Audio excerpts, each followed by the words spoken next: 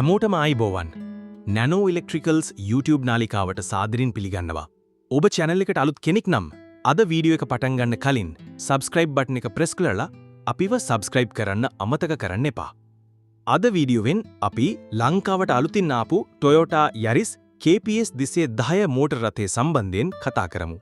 Toyota Yaris KPS 210 අතිනවීන sport look එකක් තියෙන බොහොම කම්පැක්ට් ඩිසයින් එකක් තියෙන හරිම ආකර්ශනීය මෝටර රථයක් විදිහට හඳුන්වා දෙන්න පුරුවන්.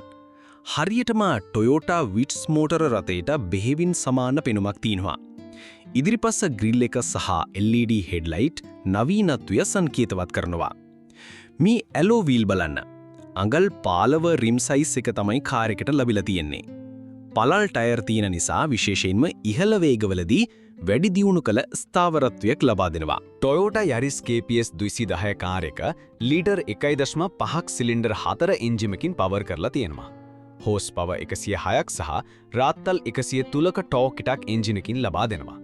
වාහනේ සැහැල්ලු බව නිසා Yaris රථය නගරය තුල ධාවනය කිරීමට ඉතා සුදුසුයි.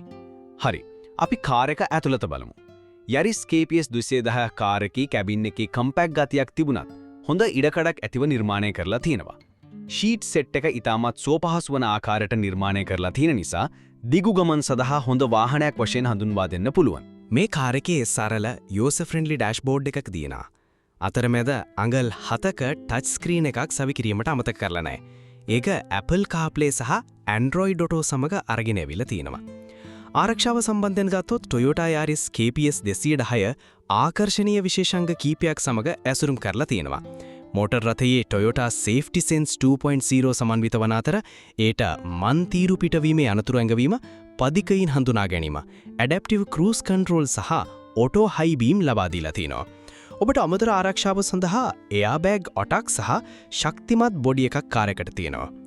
Yaris KPS 210 රථයේ හොඳ wide view එකක් තියෙන reverse කැමරාවක් අඩංගු වෙනවා. හරි, අපි වටිනාකම ගැන කතා කරමු.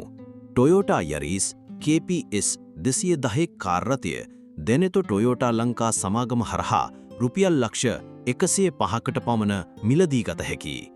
එම මිලට ඔබට විශිෂ්ට ඉන්ධන කාර්යක්ෂමතාවක් සහ සේෆ්ටි ඔප්ෂන් සහිත අතිනවීන වාහනයක අයිතිකරුවෙකු බවට පත්විය හැකියි. ඉතින් අද වීඩියෝ එක ගැන ඔයා මොකද හිතන්නේ?